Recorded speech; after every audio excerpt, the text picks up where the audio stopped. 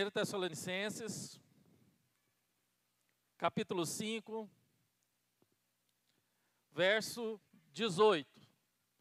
1 Tessalonicenses, capítulo 5, verso 18. Está aí. Em tudo, dai graças, porque esta é a vontade de Deus em Cristo Jesus para conosco. Em tudo, dai graças, porque esta é a vontade de Deus em Cristo Jesus para conosco. Amém, irmãos. Irmãos, nós estamos nesse mês comemorando o mês de ação de graças, né? No dia 24/11, nós vamos ter o culto de ação de graças aqui na igreja, com testemunhos, com louvores e com a volta do nosso delicioso jantar aqui na quadra. Então, o tema desse mês, dos pregadores que vão pregar esse mês, que estão na escala, a escala está no boletim, né? O tema vai ser gratidão, ação de graças, gratidão, contentamento. E então, esse texto falou muito ao meu coração essa semana.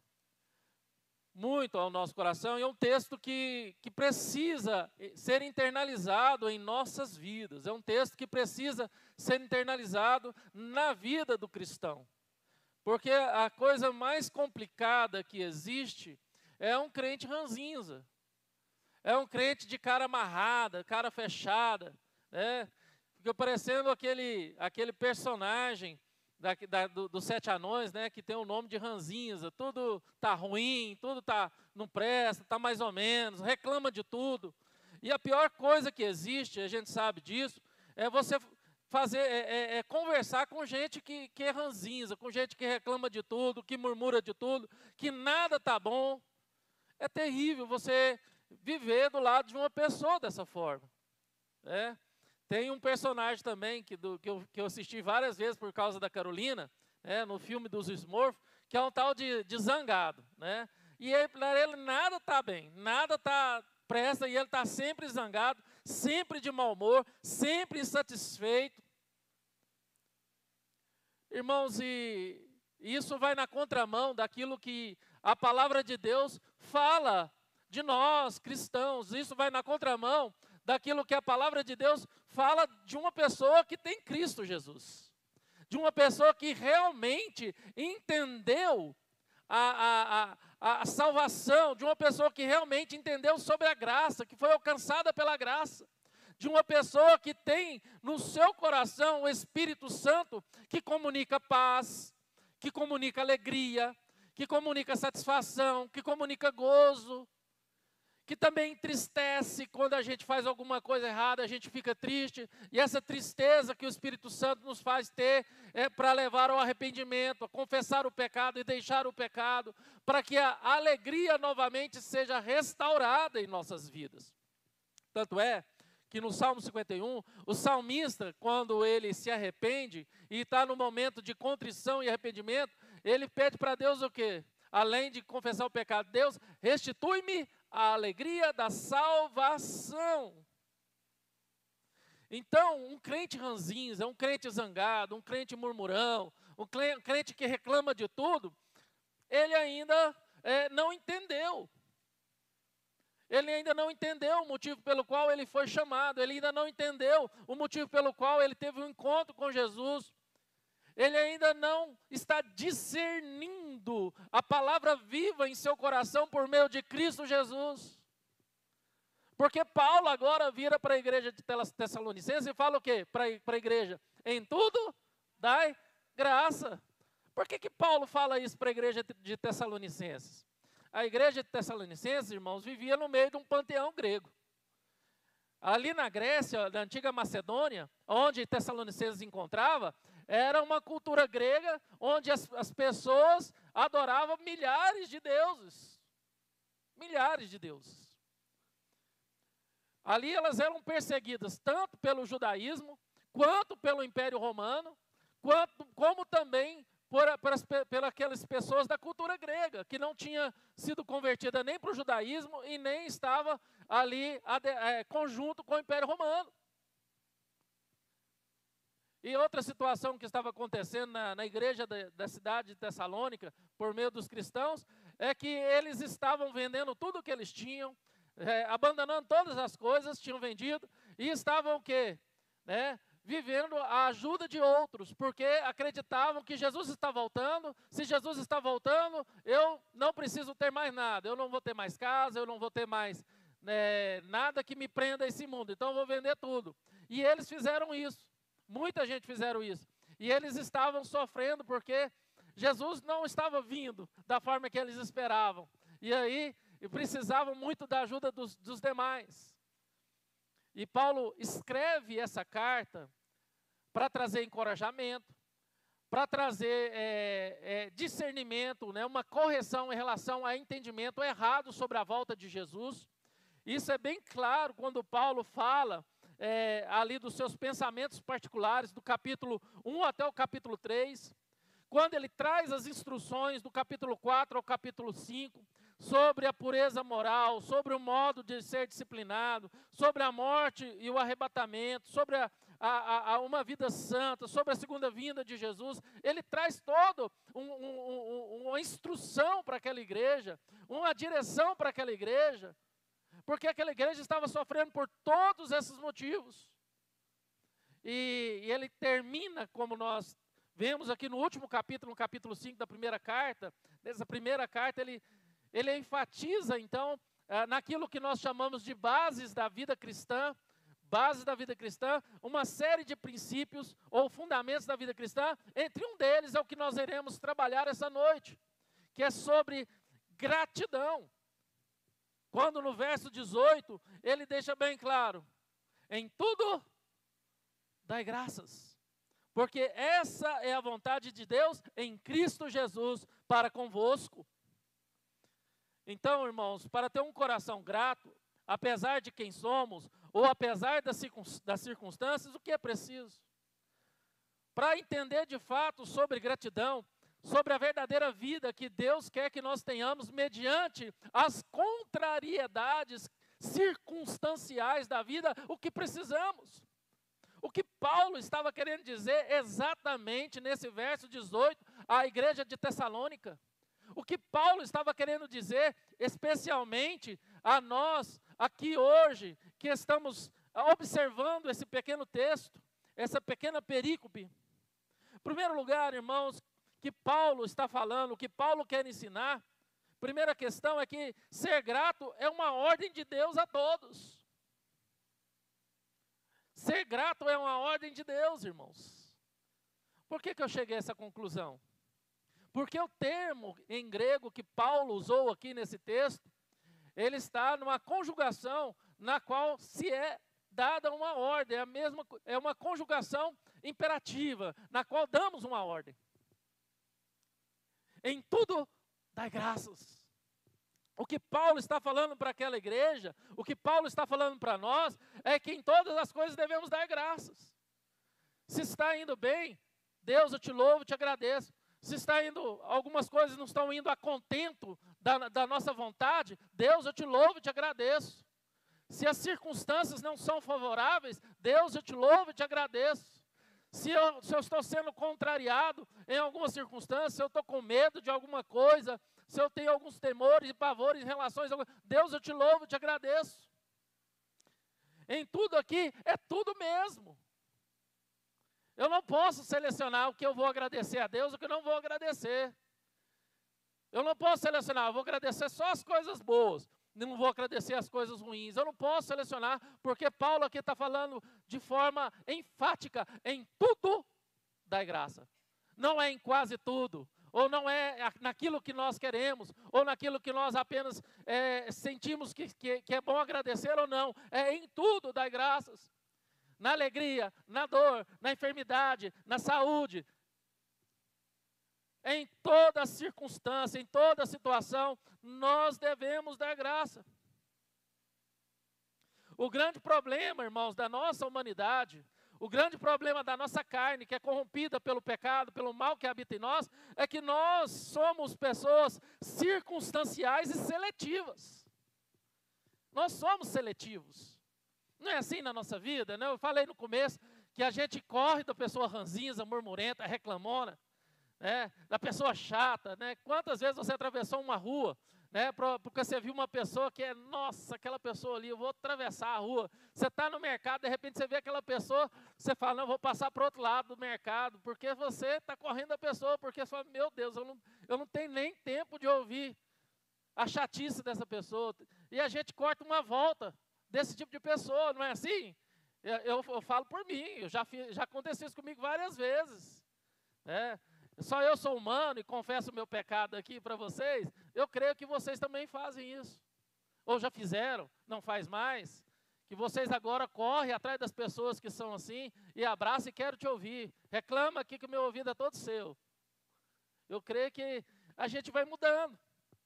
Eu creio que a gente muda, mas a nossa natureza carnal, a nossa natureza corrompida, a nossa humanidade que a gente fala, a gente tem mania de falar isso, né? Quando a gente erra, a gente quer dar uma desculpa, a gente fala o quê? Desculpa, a carne é fraca. E essa carne que é fraca, ela é seletiva. Essa carne que é fraca, ela é circunstancial. Nós sofremos os intempéries dessa vida. Nós sentimos na carne que é fraca as tristezas das desilusões, as tristezas das decepções, a raiva das afrontas que sofremos, as angústias das indiferenças. Sofremos por toda e qualquer situação que tem o poder de afligir a nossa alma, machucar o nosso coração.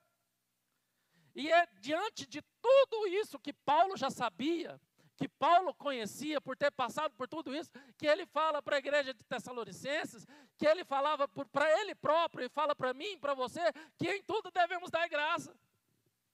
Que em vez de reclamar, que em vez de murmurar, que em vez de esbravejar, nós devemos sempre agradecer. Na hora que você for reclamar, você freia sua boca e fala, glória a Deus, aleluia por isso. Na hora que você topa com uma pessoa desagradável no mercado, ou no açougue, ou na frutaria, ou na panificadora, que você não tem como fugir, glória a Deus por ter encontrado essa pessoa. Que talvez, irmãos, a sua presença, né, a presença de Cristo em você, possa fazer a diferença na vida do outro. E a gente é assim. Se me dá prazer, é bom e eu falo bem. Não é assim? Tudo que nos dá prazer, tudo que a gente gosta, a gente guarda para a gente. É certo que de vez em alguns momentos nós somos egoístas, né? Eu já vi isso muitas vezes, né? A pessoa tem ali uma fazendinha, uma chácara com uma jabuticabona, dá uma jabuticabona assim docinha, fala assim, não, primeiro vou lá, mas a minha família, aí depois eu vou chamar os parentes mais próximos, depois eu vou chamar os amigos, depois eu vou chamar os irmãos da igreja. Eu acho que isso não acontece aqui, né? Tem que chamar o pastor primeiro, depois os presbíteros, depois os diáconos, né, Zé? Não, né? Chama todo mundo, vamos fazer uma festa, vamos chupar essa jabuticaba. Mas quando eu falo isso, irmãos, o grande problema é que a gente tem mania de selecionar as coisas. E o que a gente acha bom, o que a gente fala mesmo, a gente fala. Né? Se a gente vai numa loja ou vai num dentista, né? Aqui a gente tem duas dentistas, a Amanda e a Nelma, né? E se é bem atendido, nossa, vai lá em tal lugar, tem uma doutora lá que é excepcional, mão de fada. Né? Você não sente nem a agulhada da anestesia, tem aqui a Fabiana também que é dentista, né? Mão de fada, você não sente nem a agulhada da anestesia, mas você vai numa que tem uma mão pesada, né? E que mete a anestesia, erra e vai de novo, aí você fala, não vai lá não, pelo amor de Deus. Tem a mão pesada demais, né? Não, vai não. A gente faz isso. Aonde a gente vai, que é bem tratado, a gente é bem conquistado, a gente fala bem. Mas aonde a gente vai, que não é bem tratado, ou a gente sofre, a gente fala mal. É por isso que alguns da área de relações públicas, alguns da área de marketing, falam que o melhor marketing é o quê? O boca a boca, não é? O melhor marketing é o boca a boca. Vai lá em tal lugar, aquele pãozinho daquela panificadora, viu, Zé? Vai lá que é quentinho, olha, gostoso demais. Não é pão congelado, é pão fresquinho, né? Aí você vai chegar em mim depois do culto, pastor, onde que é a panificadora? Eu não sei, eu estou inventando agora, só para vocês entenderem. Então, irmãos, e que a gente não gosta, a gente fala mal. a gente resmunga, fala mal, lá o pão congelado, o pão, estorra o pão, a gente morde, ele dissolve na mesa, aquela farelada toda, a gente tem que pegar e jogar para o passarinho, como minha mãe faz lá, né? E joga para os passarinhos. Não, louva a Deus, agradece a Deus, não reclama, não murmura, em vez de falar mal, né? Não precisa mentir, mas louve a Deus. Louve a Deus, em tudo dai graça. É uma ordem de Deus agradecer por tudo. Agradecer a Deus pelo sofrimento, agradecer a Deus pela perseguição, agradecer a Deus pelas derrotas, agradecer a Deus pelo medo, agradecer a Deus porque você precisa dar tempo, agradecer a Deus porque você precisa protelar algumas coisas para tomar decisões mais tarde, agradecer a Deus em vez de reclamar. É difícil, irmãos, é difícil. É muito difícil. E só que essa ordem de Deus, irmãos, para nós, que Paulo deu, ela dá margem, irmãos, para que a gente, de fato, tome uma posição diante de nós mesmos, diante de Deus e diante do outro. E nós temos sempre escolha, irmãos. Sempre escolha. Ou ouvir a nossa carne, que é fraca, e a gente sempre vai dar desculpa. Desculpa, minha carne foi fraca, né? Vem um arrependimento, desculpa, minha carne foi fraca. Ou a gente vai tomar a decisão de agradecer a Deus, louvar a Deus e enfrentar as dificuldades, as adversidades, né? Confiando em Deus e tendo fé em Deus. Interessante, irmãos, eu preparando esse sermão, eu vi uma história que é real. É a história do rei George, no final da Guerra Revolucionária, onde ele tinha perdido 30 colônias, ali naquela questão da Europa antiga. E ele, depois de perder essas 30 colônias, essa guerra, ele proclamou um dia de ação de graças. Aí seu conselheiro chega perto dele e perguntou, mas rei, um dia de ação de graça, você vai agradecer a Deus pelo quê? Porque você perdeu 30 colônias? Você vai agradecer a Deus por quê? Por você ter perdido metade de sua riqueza nessa guerra? Você vai agradecer a Deus por quê? Por ter perdido muitos homens? Você vai agradecer a Deus por quê? Por ter ficado mais pobre? Você vai agradecer a Deus por passar vergonha em uma derrota? E o rei responde ao seu conselheiro, eu vou agradecer a Deus porque deveria ter sido pior, e não foi. Eu vou agradecer a Deus, porque podia ter sido pior. Será que a gente agradece a Deus nas circunstâncias ruins da vida?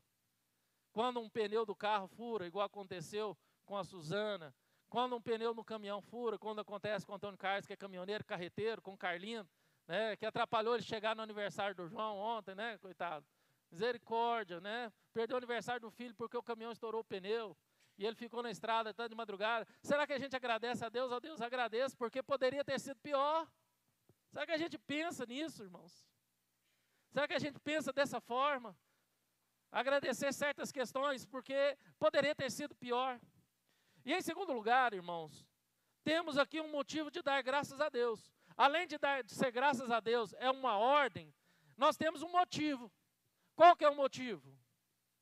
Qual que é o motivo que o texto mostra aqui para nós? Vamos lá, verso 18. Em tudo dai graças, porque essa é a vontade de... Qual que é o motivo da gente dar graças a Deus? Porque é vontade de Deus. Além de ser uma ordem de Deus, agradecer tem um motivo. E o motivo é o quê? Vontade de Deus. Além de você obedecer uma ordem, ao agradecer a Deus, é também vontade de Deus. Tem gente que ora, ó Deus, pelo amor de Deus, Deus. É assim, né? Muita gente. Ó Deus, pelo amor de Deus, Deus, me ensina a fazer a tua vontade. Eu quero viver no centro da tua vontade. Eu quero caminhar na tua vontade. E aqui está bem claro, né, que uma das vontades de Deus nesse texto, nessa perícope, nesse ensinamento, a vontade de Deus é que você seja uma pessoa grata. A vontade de Deus é que você seja uma pessoa agradecida em todas as circunstâncias, em todo momento. Louve a Deus, agradeça a Deus por todas as situações, de coração sincero, porque essa é a vontade de Deus, irmãos. Essa é a vontade de Deus. Aí, irmãos, nós podemos dizer que como que a gente vai agradar a Deus ou servir a vontade de alguém que a gente não conhece. Eu acho que é muito complicado, né? Porque a gente está pregando, a gente fala, a gente ministra a palavra de Deus. Eu estou ministrando a palavra de Deus, partindo do pressuposto que você que está ouvindo conhece a Deus. Que você de fato tem intimidade com Deus, de que você anda com Deus, que você teme a Deus, que você já abandonou a impiedade e você quer trilhar um caminho de unidade com Cristo Jesus. Você agora já não é mais inimigo de Deus, você é amigo de Deus. Eu estou partindo do pressuposto de que você quer agradar quem você conhece, porque é muito complicado agradar quem não conhece. Como que você vai agradar alguém que você não conhece? Você não sabe o gosto da pessoa. Né? Eu lembro dos namorados da Ana Luísa, né? Um não gostava de milho, né? Não gostava de milho. A outra tinha que tirar o queijo, a mussarela da lasanha. O outro não gostava de presunto. Meu Deus do céu. E a gente foi aprendendo isso depois, né? E era eu não gosto de mussarela, eu não gosto de milho, não gosto de pamonha. Falei, meu Deus, como pode existir uma pessoa que não gosta de pamonha? Misericórdia. Não pode existir uma pessoa que não gosta de queijo, de mussarela. Maravilhoso, irmãos. Então, eu parto do pressuposto que você conhece a Deus. E se você conhece a Deus, você vai querer fazer a vontade de Deus. Porque é muito complicado você não fazer a vontade, fazer a vontade daquele que você não conhece. Se você não conhece a Deus, como você vai agradar a Deus? Para você conhecer a Deus, você vai conhecer Ele por meio de quê? Da palavra dEle. E uma das coisas que agrada a Deus é o quê? Ser grato. Quer agradar a Deus? Quer fazer a vontade de Deus? Seja uma pessoa grata. Deixa de ser resmungão, deixa de ser murmurador, deixa de ser ranzinza, deixa de ser o zangão, né? Seja uma pessoa grata. Louva a Deus. Pensa assim, poderia ser pior, igual o rei Jorge, né? Poderia ser pior, louva a Deus. Vou agradecer a Deus, poderia ser pior. Não é assim, irmãos, a vida. Lá em João 14, de 1 a 9, João 14, de 1 a 9, vou abrir aqui rapidinho, para a gente ler. João 14, de 1 a 9.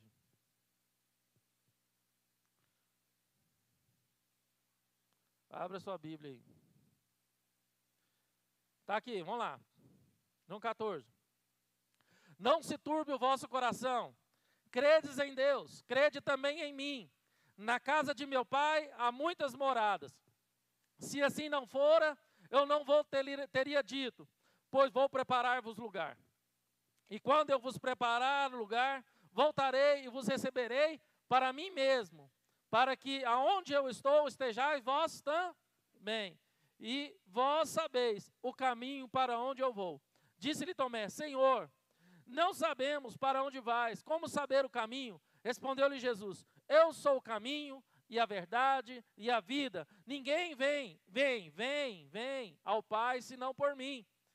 Se vós me tivesses conhecido, conhecereis também meu Pai. Desde agora o conheceis e tende visto. Replicou-lhe Filipe, Senhor, mostra-nos o Pai.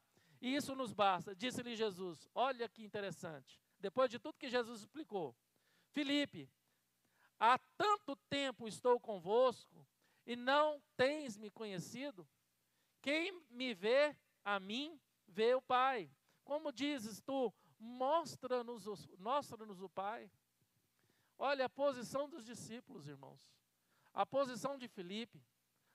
Estava com Jesus, vendo os milagres, acompanhando muitas coisas. E nesse diálogo, eles viram para Jesus, mostra-nos o Pai. A vontade de Deus, irmão, se manifesta em nós por meio do conhecimento e intimidade que nós temos com Deus. E nós precisamos, irmãos, você precisa, né? Fale para você mesmo, vou imitar o Robertinho aqui. Vira para você mesmo e fala, eu preciso de Deus. Vira para você mesmo e fala, eu preciso conhecer a Deus. Vira para você mesmo e fala, eu preciso ter intimidade com Deus. Porque só através de uma intimidade com Deus, você vai conhecendo Deus à medida que Ele vai se revelando no secreto, no seu íntimo. O quanto isso é gostoso, irmãos. O quanto isso é gostoso. E nós precisamos, de fato, como a Cássia falou na IBD, ter tempo para intimidade com Deus. Não é somente, estou dirigindo, estou orando, estou lavando vasilha, estou orando, estou passando um aspirador de pó na casa, estou orando, estou lavando roupa, estou orando. Não, você precisa de um tempo íntimo com Deus. Aonde você entra para o seu quarto, fecha a porta e ora ao seu Pai que está em secreto.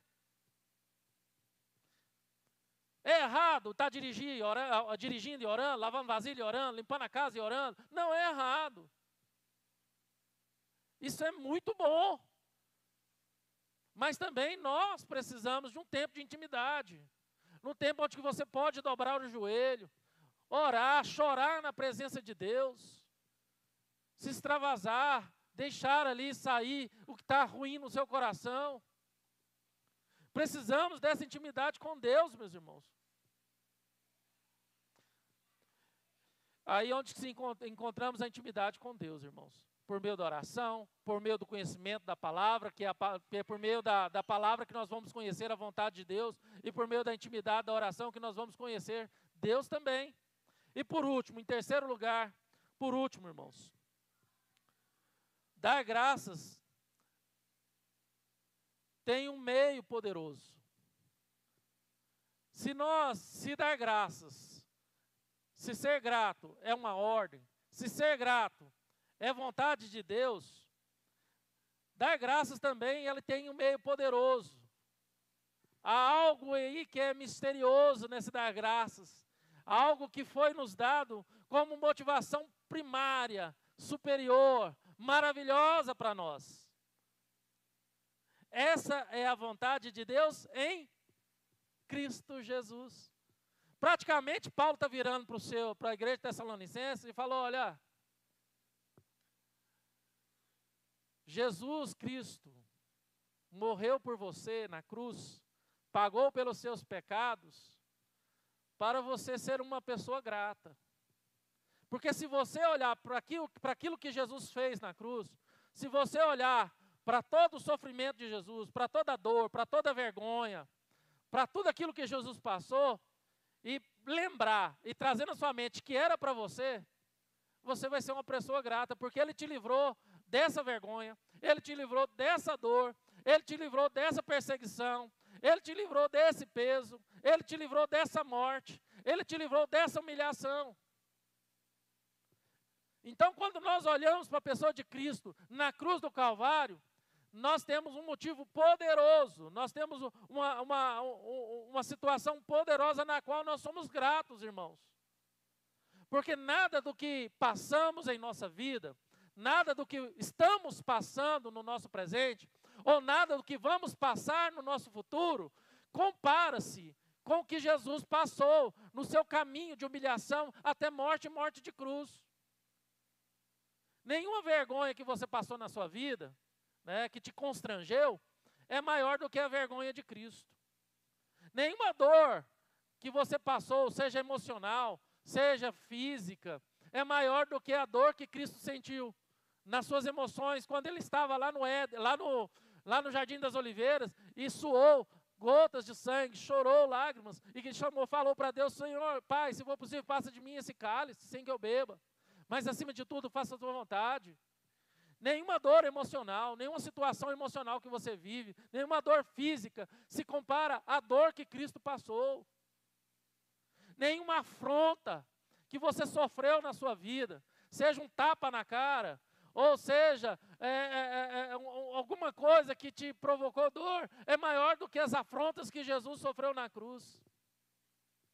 É por isso que quando nós olhamos para a humanidade de Jesus Cristo, a gente nunca vai poder dizer, ó Senhor, o senhor não sabe o que eu estou passando, o senhor nunca vai saber, porque eu já ouvi gente orar assim. Orar, Senhor, você não sabe o que eu estou passando. Nós é que não sabemos o que Cristo passou. Apesar que a gente canta, né? A gente não sabe o preço, né, pelo qual, né, naquele hino. Nós podemos saber o preço, podemos saber que foi o sangue, o corpo, mas nós não sabemos o quanto isso custou para Deus, o quanto isso custou. Então nós nunca, irmãos, vamos ter o direito de poder falar para Deus, o senhor não sabe o que eu estou passando, o senhor não sabe o que eu estou sentindo, o senhor não sabe. Não, Deus sabe, porque Ele se tornou homem, humano, carne, como eu e você. E nós não suportaríamos passar pelo que Cristo passou, porque para passar pelo que Ele passou, Ele teria que ter duas naturezas, uma humana e uma divina. E nenhum ser humano na face da terra tem duas naturezas, ou teve, apenas Cristo Jesus. Apenas Cristo Jesus, irmãos. Então, irmão, gratidão, além de ser uma ordem de Deus para todo cristão, além de ser vontade de Deus, ou de ter a motivação em Cristo Jesus para ser grato, porque ao olhar para Cristo nós devemos sentir vergonha de nós mesmos e falar, gente, misericórdia, o que eu estou fazendo? Se eu olhar para Jesus, eu tenho que ser grato. Porque o pior foi o que Jesus passou. Pior foi a humilhação que Jesus passou. Pior foi a dor que Jesus passou. E quando eu lembro isso, você me desculpa aqui, minha sogra, de trazer essa ilustração mais uma vez do seu ex-marido. Mas eu não consigo esquecer quando o meu sogro, ele quis passar por cima de uma Toyota no Recanto do Sol, em cima de uma mobilete. Ele estava lá meio grogue, né, bêbado. Ele falou, foi enfrentar uma Toyota em movimento, bateu com a Toyota, quebrou a perna toda.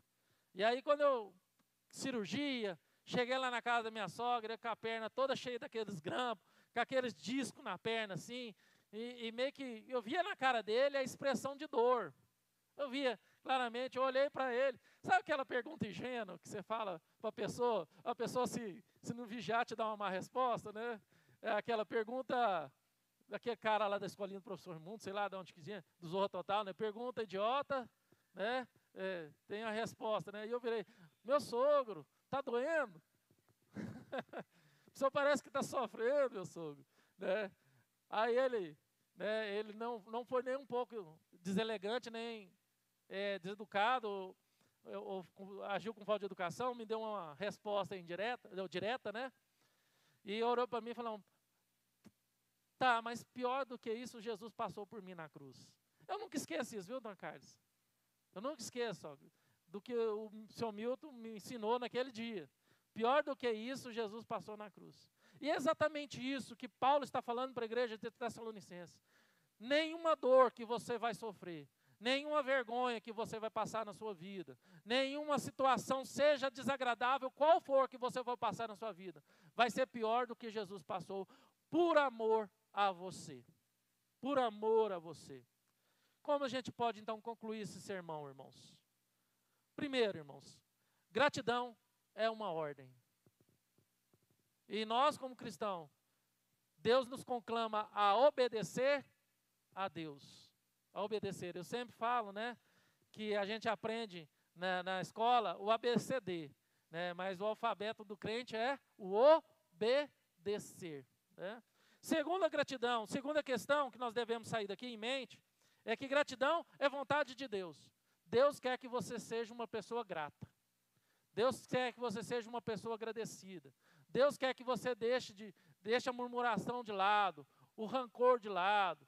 Deus quer que você deixe o amargor de lado, ser essa pessoa amarga, ranzinza. Deus quer que você seja uma pessoa grata. É vontade de Deus que você seja uma pessoa grata.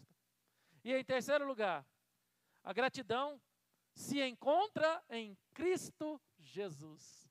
Espera aí, por que eu não consigo fazer a vontade de Deus em ser grato? Por que eu não consigo obedecer a Deus, essa ordem de ser grato? O que está pensando? Está faltando. Essa gratidão eu só consigo em Cristo Jesus. A partir do momento que eu entrego a minha vida para Jesus e vivo essa entrega, Eu entrego e vivo essa entrega. Aí sim, irmãos, em Cristo Jesus, nós vamos conseguir obedecer essa ordem e fazer a vontade de Deus. E ser cada dia grato. Cada dia menos murmurão, reclamão, cada dia menos amargo, menos ranzinza. Vamos ser uma pessoa tão agradável que quando uma pessoa, em vez de fugir da gente, quando vê a gente, vai querer vir ao nosso encontro. Né? Em vez das pessoas fugir de você, elas vão vir ao seu encontro. Que maravilha, hein? Que bênção, que transformação. Né? Que transformação Deus faz. Então, qual é a nossa dificuldade? Qual é a sua dificuldade em ser grato em tudo? Qual é a sua dificuldade em entender a sua condição, o seu chamado e a sua vocação no Senhor Jesus Cristo? E eu posso apenas te dizer, entregue a sua vida, de fato, a Cristo Jesus e viva essa entrega, sacrificando, crucificando o seu eu na cruz. Morra todo dia para você mesmo e nasça para Cristo. Porque ao olhar para a cruz, ao olhar para Jesus, vamos ser gratos. E aí, em tudo, iremos dar graça a Deus. Porque poderia ter sido pior. Mas o pior, quem carregou por nós foi Jesus. Aí eu sou grato. Eu sou grato. Vamos ficar de pé, vamos orar.